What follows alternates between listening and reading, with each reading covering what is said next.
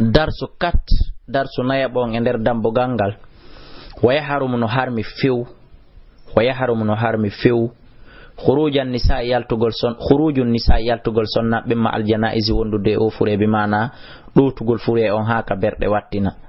wona ɗowtugol fure on haka julirde juula mo yilto na ɗum fanda li hadis ummi atiya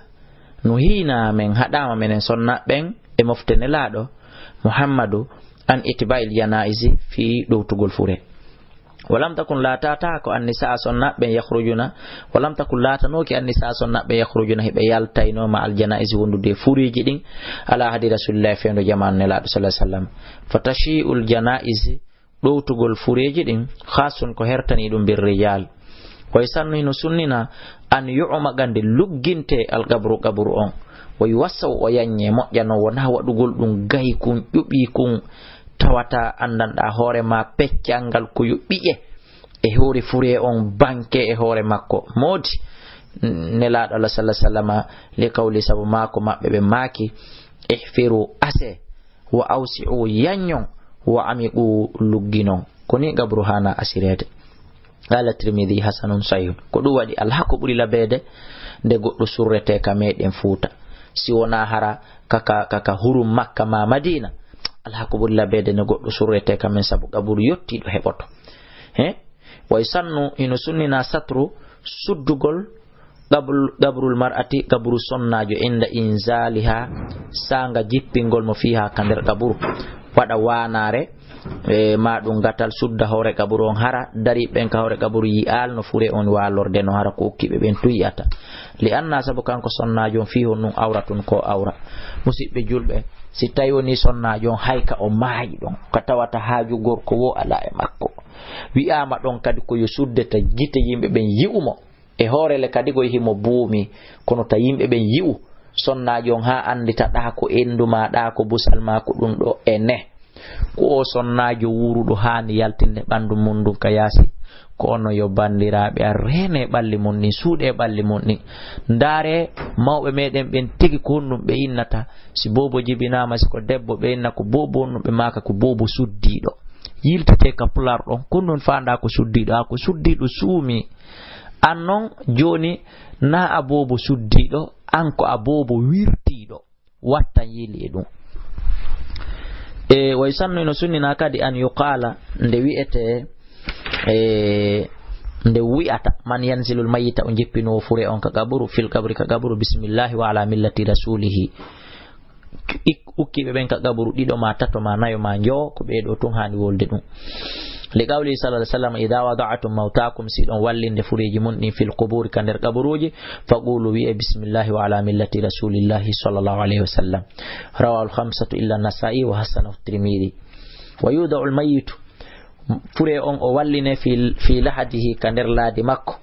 o wallinire ala shiqil ayman ka sengo makko nyamo mustaqbil al-qibla ra ko fewtinado ka qibla li qawli sallallahu alaihi wasallam sabu mako ne laado fil ka'ba ko be maki ka ka'ba be maki gabiltukum ahya'an wa amwatan be maki kan qiblatukum be maki fil ka'ba awaka ka ka'ba ka suudu ka'ba qiblatukum won qibla mo on ahya'an foti kon wurube wa amwatan foti kon maybe rawahu abu dawud wa ghayri e jakka enen hiden yewtede fi lahadi sornogol mo kander lahadi enen hay gaburu wona kun wadede ka kene kun ala timmude enen hiden jibi ko hondu woni wi'ete laadi enen hiden humpa dum enen ko e landi be espil kanede ko wi'ete laadi hakke ko tata dina men kan e welsindike fi makka haka majji rawahu abu dawud wa ghayri wa yajalu wade tata rasi kale hore makko libnatan birikiri aw hajarin ma hayre aw turabin ma bumbulaydi towina den andi angoy wuru don a walo to tun inna adanela ngawlu hummi awloka kanko fure on kala ko wadanta hore ma e peji weli foti wadanamo wayuduna min ha'itil qabr al amama wayuduna o banne kanko fure o min ha'itil qabr hella kamadi qabru al amama hella yeso wayajal wade khalfa ba makko khalfa zari hella ba makko ma yasnadahu konko wawoto barade mudum min turabin immurde bumbulayti ma birikire hatta la yankabba ha haraw hippaki ala wajihi e hoore yeso makko ngon aw yanqaliba ma o waylito ajjo pampataranno ala zari hoore ɓawa makko ngon toujours haraw heddoto ko beldiɗo ko ɗum ɓuri laɓede. thumma tasuddu alayhi refti sudde e hoore makko non hande kadi leydi ndi fatahata lahadi kalley lahadi ton thumma tasuddu refti uddire alayhi e hoore makko fatahata lahadi dambugal laadi on ɗum uddire bil labni birikije wattini e loope hatta yaltahima ha fo muɗum jogodira nottodira. on andi o sornama ka nder lahadi ka kon non laadi ɓe anda woyo nodduka numéro téléphone waɗana ɓe explication 628 60 53 09 631 60 53 09 même numéro Selcom même numéro Sotelgi udda ɗum ha gayna thumma yuhalu alayhi turab refti mbumbulaydi ndi yiile ombite e ngayka ɓaawo ha viidi ha hedditika kan andi kan ngayka ɗon hika woni viidi hande kadi wala izad alayhi min ghayri turabi wona yo fusɓede ɗon harana mbumbulaydi makko ni wona nokkoygol wondigo adda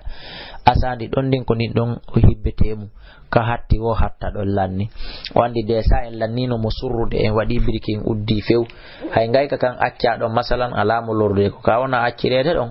ko fi wata lorru wuruɓe si tawi fureji ɗin ko ɗi ɗiɗi furego kadi no wawi wallintinede e kangayka ɗon hande kadi waɗa noon peccal leɗɗe hoore makko ubbita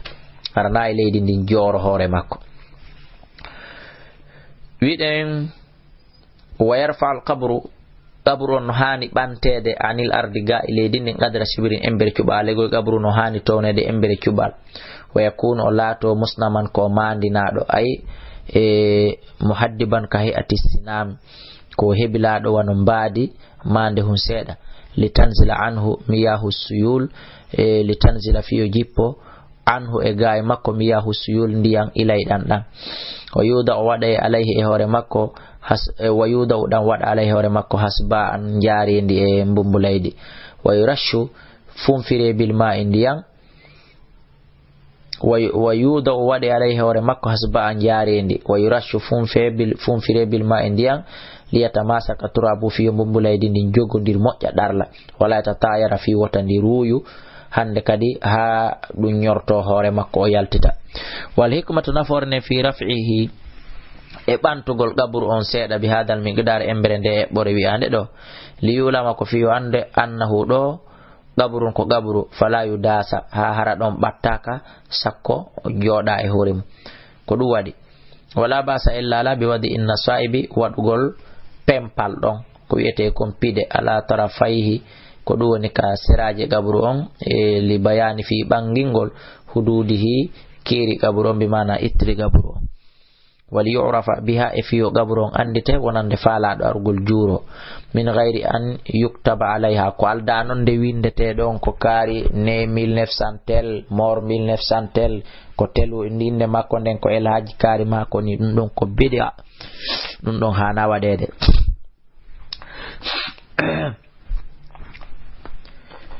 wa istahabbu no yiɗa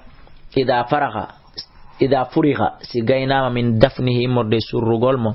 an yaqifal muslimuna nde julɓe ɓen fop daroto ala gabri ka hoore gabru makko ko fanda na yawgol daro ka hoore gabru alegoy ka takko gabru wa yadu lahu ɓe du'anomo wa yastaghfiru lahu ɓe insinanomo li annahu alayhi salatu wassalam sabu no nelaɗo kana ɓe laatike ida faraha si ɓe gayni min dafnil mayiti wattingol fure waqafa ɓe daroto alayhi ka takko gabru wa qala ɓe maka istaghfiru li akhikum insinani musidɗo moɗon on ko ɗum wi'e legoy allahumma ighfir lahu was'alu lahu tathbita torana ɗon mo tabital ko jaabo malaikaɓe landotoɓe mo ɓen fa innahu ana yus'alu sabu kanko ko landiteteɗo joni joni ko tonge fure imminede ka gabro mum joɗɗine landete ko gaynugol yaltugol surruɓe ɓen ka nder berɗe. Allahu akbar, Allahu akbar. ñande hewtani en ɗon yo taw hara Allah hino longini en ko jaabotoɗen hara en wonali me'oɓe en wonali mboɓoɓe en wonali wi'oɓe en andata kala ko landa ɗen Allah jonna en jababuye ɓurɗo e labede mo jaabotoɗen. rawahu Abu Dawuda. wa amma qira'atu shay'in amma jangugol seeɗa min al-Qur'an immorde Qur'an indal qabri ka qaburu fa inna hadha dun bid'atun few ko bid'a lianna sabudun lam yafaluhu huwa li rasulullahi la Allah wala sahabatahu alkiram wana sahaba makko teddobe ben awale wa kullu bid'atin kala bid'a dalalatun ko majjere wa yaram no harmi albina mahugol alal quburi hore gabruji din wa tajsisiha e kirepugol di wal kitabata e windugol alaiha e hore majji li qawli jabir naha rasulullah sallallahu alaihi wasallam la Allah hadi an yujassasal qabru de gabru kerepete wa an yuqada alaiha ende jodete hore gabru wa an yubuna ende mahete alaiha hore gabru rawahu muslim wa rawa tirmidhi imam tirmidhi no filli wa sahahu usallinimo min hadis jabir morde hadis jabir marfu'an wa di hadis on bantado wonde nahane laado hadi anta jassusil qubur dalasugol krepugol karulugol gabruji din wan yuktaba alaiha ende windete majji wan tuta ko dum ende di yabirte ko ede den de goddo darto hore majji lego yabadi wali anna hada sabun fop min wasa'il shirk ko jiya dum e mas'alaji shirku e noneji shirku wa ta'alluq ko dum woni e yowitagol bil adrihati mi andali adrihati on kadi on nodday toujours ka numéro téléphone lianna al juhal sabuno majjube ben idara awsibi al bina amadi jidi wa zukhrufati e suruji ko tawna kon alal wa zukhrufati e cudari jidi alal qabri hore qabru on ta'allago bi directement beray be yo e modum be wengo hande kadi e yurmi kinagol e toragol wa yaramno harmi israjul qubur e jalbingol qabruji din wada lampuji mum ma busiji mum ma ampulje ay ida'atuha jalbinirgol dum bil anwar ndaygoji al kahrabaiyati kuran yankojum foti ko adugol ampulje kuran wa ghayriha ko inadu no harmi wa yaramno harmi ittikhadul masajidi jogitagol kadi julirde alaiha ka qabruji to mahgol julirde ka berde ton dum don kadi wona ko hani wassalatu indaha e julugol takko berde den ton aw ilayha ma fewta e berde den jula wa taharum no harmi ziyaratu nisa'i juragol sonna belil quburi kaburuji din li gawli sallallahu alaihi wasallam sabma ko ne laado la'ana Allah hudi dawaratul qubur be do sonna be jurotobe kaburuji din wal mustakhdina e ben jogitotobe alaiha e hore kaburuji din al masajida julirde wasarji e lampuji rawahu ahlus sunan wa fi sahih narika sahih al-bukhari wonde la'ana Allah hudi al-yahuda wan nasara sabuhun ittakhadhu bi jogitike qubur anbiya'ihim qabruji annaba mabbe masajida julirde taynadum benelano wali anna ta'zim al-qubur e kadi no mawningol qabruji din mawninirgol bil bana'i mahugol alaiha e hore maji wa nahawu huwa dum do fop aslu shirkil alam aslu shirkul alam ko lasili alegoy ko nene e baba shirkugol tagore denno wa taharum no harmi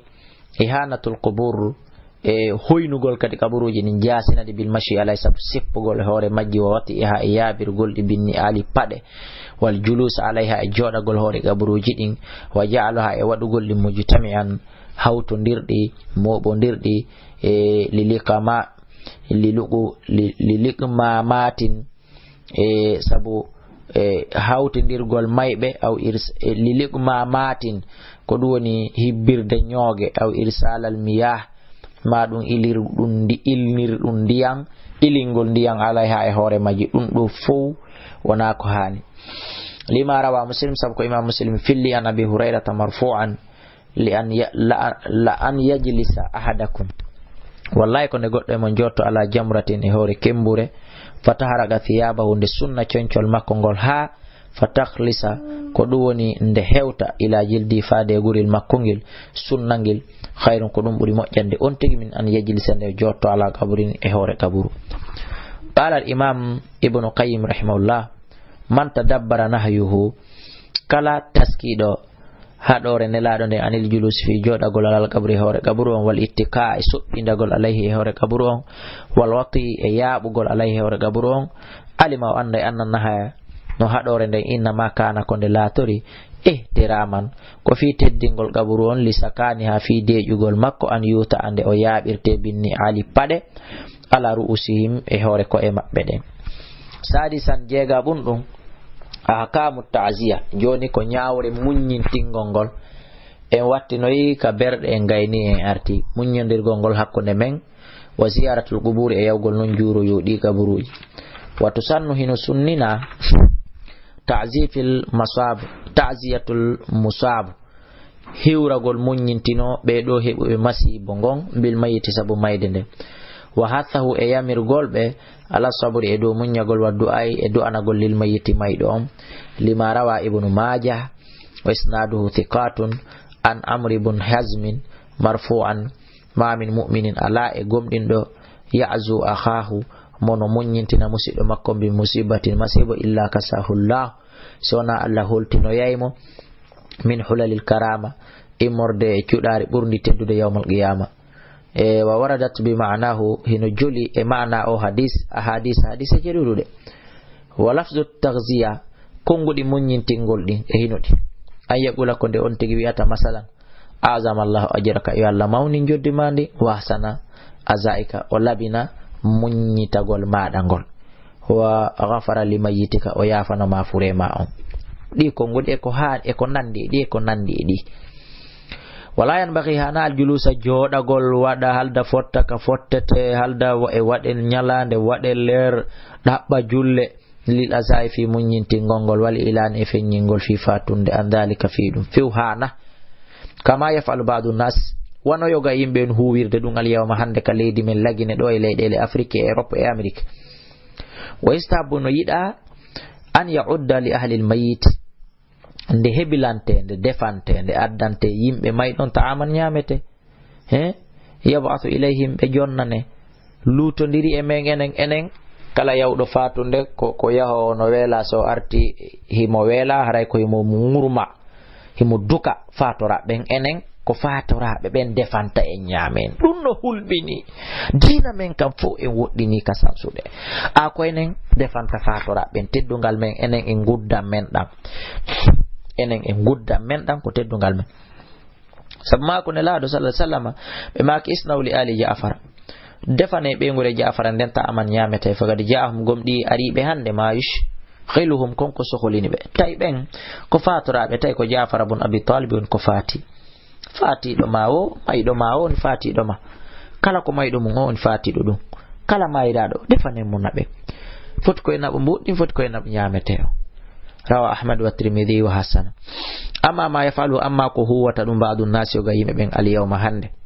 ka leydi men lagine ɗo surtout ɓay ko ɗo anduɗen min ahlil mayyiti immorde yimɓe mayɓe o yuhayyi'una tahiɓe heɓila makanan nokkureji lejitima'i nasi ka yimɓe ɓe moɓodira indam ka maɓɓe hentina ka ley mangoy to weƴƴita basiji waɗa calehoyi est ce que a faami waɗa berle waɗa kaydi moƴƴina berle goɗɗo jogo micro ewno ɓe nokkel kaari ɓen kaka kaarijo werna ɓe nokkel kaari ɓen kaka kaarijo werna wa yasnauna ta'ama ɓe defa ñaame tewil wa yasta'jirunal muqra'ina ɓe yoɓa jangoɓe litilawatil qur'an fi jangugol qur'an allahu akbar yoɓa yimɓe jangan fure on alqur'ana wa yahtamiluna wa yatahammaluna ɓe rondo ɓe fawto fi dhalika e ɗum takalifa dolle ɗe andanɗa hoorema maliyatan jawle yankoje ɗuɗuɗe waɗa finance ma wil no gasa noon tawa o mayɗo waali himo ñawli ɓe yoɓantamo nde ñamande makko wonki makko kin hino wenga ka gaburu o natoyta aljanna haysi ko moƴƴanaɗo ha ñamande nden nde yoɓe ɓe no moɓidira jawle ɗen e luwugol otoje e yuɓugol jangoɓe e waɗugol berle est ce que ɓe no yiɗi o fure haysi ɓe yiɗi mo a ɓe andano giggol ngol wardete nani faada ɗum ɗo minal ma'atim e ko jeeya ɗum e piiji addirɗi almuharramati harmuɗi almubtadi'ati sincaɗi lima rawal imam ahmad sabu ko imam ahmad filli an jabir ko ƴetta jabir ibn abdullah qala maki kunna men laatike menen na uddul ijtima meɗen kontayno moɓodiral ngal ila ahlil mayyiti faade ka yimɓe mayɗon ko ɗum woni wa san'atu ta'ami e defugol ñamete baada dafnihi ɓaawo surregol fure on minan niyaha menen meɗen kontayno ɗum ɗo fof ko jeeya ɗum e wullugol fesa ɗum ɗo fof ko lorrata mayɗon moɓodirgol ka yimɓe fure on hiwrudira e defugol ñameteji menen meɗen kontayno ɗum ɗo fof ko wullugol woyta e hore fure on ɗe andile ɗum ko haɗa ɗum isnaduhu thiqatun قال شيخ الإسلام ابن تيمية رحمه الله patron إسلام مماكي أحمد بن تيمية jamu si wiyama patron ko ɓawo feƴƴugol dey ne laaɗo e sahaba ɓen e Abdullah ibn Abbas en ko nande taymu jamu ahlul musiba moɓodirgol yimɓe ɓe mayde nden heɓi ɓen moɓidirgol maɓɓe annasa yimɓe ɓen ala ta'amim e dow ñamete maɓɓe kamɓe fatoraɓɓen li yaqra u fiyo ɓe jangamɓe qur'an wa yahadu lahu ɓe deƴira sabu ɗum laysa marufan ɗum wona ko anda de ɗum ɗo andiraka inda salafi e jungo feƴƴuɓe moƴƴuɓe ɓen ɗum ɗo andiraka ɓe ɓaale ko ɓen wiya deyyo en ñinti on faami ka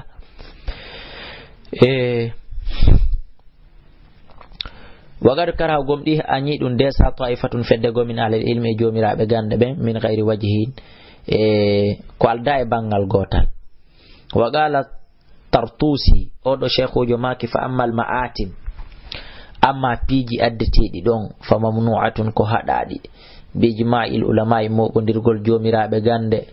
wal mu'tammi e timminoɓe e huwa ɗum alijtima'u ko moɓodire alal ma'siyati e dow gejji o waɗum bid'a ko bid'a munkaratun ko añaɗum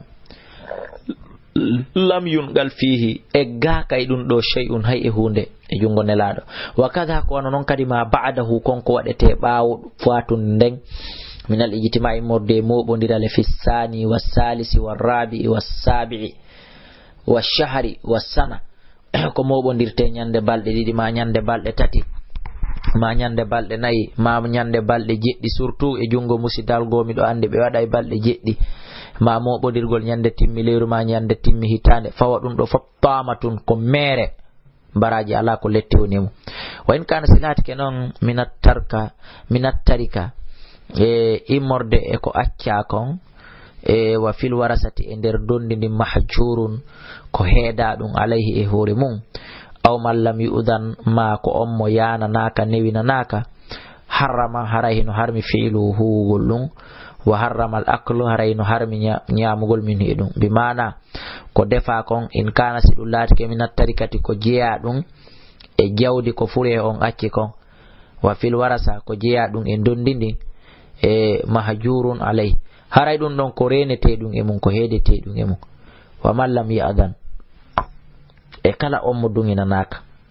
haray ɗum ɗon e hurumun ko harmu ɗum fiilu gollugol ɗum wa hurumun ko harmu ɗum al aklu minhu dinñiri fatunde ɗon so tawi woni ko jeeya ɗum e ko mayɗo on wuuri acci konko ɗum ƴetta ɓayiɗen andi joni ko ronno ɓen jeeyi no gasa ko alyatimaɓe jeeyi ɗum haray ñamugol ɗum ɗon de saray laatike joni ko harmi ko so tawi woni ko fami fatora ɓen itti ka jiiba mum kutisi defi ko ɗon innete waɗugol ngol hino aña wona ɗa on faami wa tustahabbu no yiɗa ziyaratul quburi juuroyagol kaburuji ɗi li rijal wonande worɓe khassatan tun li ajli al i'tibar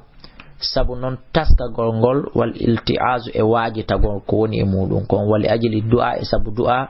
ko du'ante kollil amwati mayɓe ɓen ɓayɗin du'aji hino nafa ɓe wal istighfaru lahum e insinanargol ɓe li qawli sallallahu alaihi wasallam sabu mako ne laaɗo kuntu he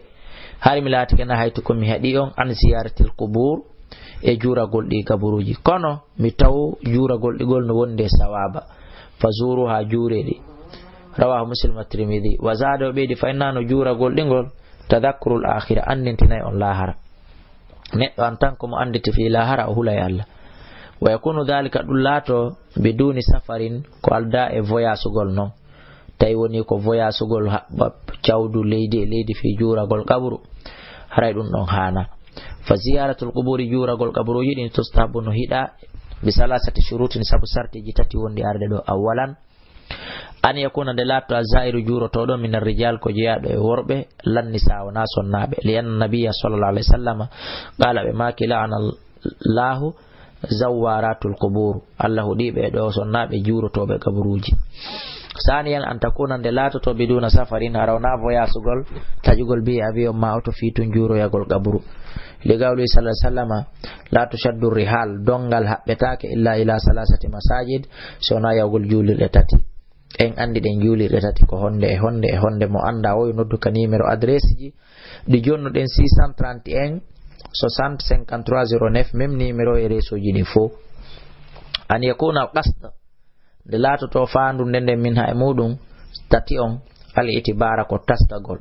wal iltiaza e wajitagol waddu'a e du'anagol lil amwati maybe ben fa in kana silatiki al qasdu faandu ndende min ha e mudum at-tabarruk ko barkinoroygol bil quburi kaburuji din wal adrahat e ko dum woni e yawgol bijo e mum pito e mudum lerkito wa talabu e dabboygol qada al hajati huntanegol hajuji wa tafrijal karbati e ittanegol tampereji andeji min al mauta e immorde e maybe ben faada haray e faada ziyaratun haray dum do ziyaratun ko jurande bid'iyatin bid'a yankore shirkiyatun desa shirku yankore. Qala Shaykhul Islam Ibn Taymiyyah rahimahullah ziyaratul quburi zuragol qaburuji ala naw'in kununi jididi shar'iyyatun ko shar'ina dum wa bid'iyyatun e bid'a yankojum yalla waden jurorobe shari'a yankojum fa shar'iyya koni jurande shari'a yankore den al maqsudu ko ndem faandorade biha e mudum assalam salminoygol alal mayyiti may don wa du'a alahu e du'a na golmo kama yaqsudu wano faandorta bis salati julgol ala wando faandor nonon bis salati julgol ala janazati e do fure makko on min ghairi shaddi rahalin ko alda e habbugol dongal wal bid'iyati e wadugol bid'aji ko alda e habbugol dongal wal bid'iyya e jurorde bid'a yankore den an yakuna ko ne lato qasdu zair faandunde juroto don an yatulaba ko nde o dabboyta hawa ijahu hajuji makko din min dalikal mayyiti imorde o maydo fiyo huntammudi wa hada dun shirku akbarun desa ko shirku burdo jandude no aw yaqsudama o faandora addu awdo e agol inda qabri takko qabru on don awiddu a bihi ma yawgol du'ora on qabru wa hada dum do bid'atun ko bid'a munkaratun anyado o wasilatun wuri dum ko yottinay dum neddon so watta lili ila shirki faade shirku wona le shirku direct kono ko nabata mo e shirku walaysa min sunnati nabi jeaka kadi e sunna annabaji Allah sallallahu alaihi wasallam fiu wala istahabbahu e kadi yida dum ahadun hay e goto yidali dum do min salafil umma immorde fejjube mofte horebe mofte ben kadina wa immatuha e horebe dina kan wallahu ta'ala a'lam ko Allah to don buri andude sabo en addi nyaawreji bu e der dambogal ngal hiden jonnita Allah gandal ngal e faamu gongol wa sallallahu wa sallama ala nabiyyina Muhammad wa alihi wa sahbihi wa sallama tasliman kathiran. Haray dambogal yewta ngal en fi fureji ngal en hebi darsuji nayi e der maggal darsu nayabon ko do lanni haray kadi kitabu de ko do lanni haray ila darsu me wondo arde on en natanay kitabu 3 dambugal tatabangal dum no yewta en az-zakat fi zakka de jawle de wonde mobude de wonden dabbude fi ko hondum e hondum zakka hana itte de mun ko e der jel zakka ittete ko honno ittirte ko hombe jonnete jonnon rewto den taw kitabu en ha bowra rewto den kitabu de nde lanno den joni den ha bowra yor on ande kitabu den mari babu ni andi o babu dernieju dutun en yi ko darsu naywoni e makko ko yowti e di fureji ha famen dum kala ko on famal musibbe julbe taw hawju fejjon nodde lan e di numéro téléphone ji 657 60 5309 628 60 5309 631 60 5309 601 60 5309